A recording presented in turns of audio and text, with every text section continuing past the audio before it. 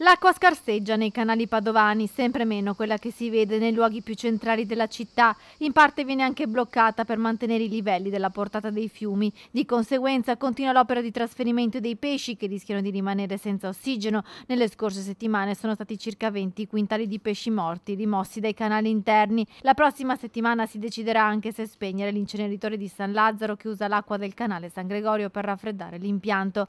Legambiente Veneto vede positivamente questa misura emergenziale pensata dal Comune di Padova. Agire nell'emergenza che stiamo vivendo è indispensabile e interventi come quello di fermare, diminuire le portate nei canali interni e gli utilizzi non indispensabili, penso sia un'iniziativa lodevole e qui vale la pena anche ringraziare i volontari, l'università e gli enti che si sono adoperati per salvare la fauna ittica e in qualche modo garantire, lo dobbiamo alla biodiversità, insomma anche visto che le conseguenze che subisce il nostro territorio sono dovute principalmente, è bene ricordarlo, ai cambiamenti climatici, quindi l'aumento di temperatura che dobbiamo contenere entro il grado e mezzo, che prevede un intervento principale sulla riduzione delle emissioni e quindi i gas climalteranti, la CO2 e le emissioni in atmosfera. Questo per dire che la crisi idrica è strettamente connessa alla crisi climatica. Tuttavia le azioni emergenziali devono essere affiancate anche dalle politiche strutturali per far fronte al cambiamento climatico che stiamo vivendo. Bisogna intervenire, secondo noi, secondo Legambiente, almeno in tutti i settori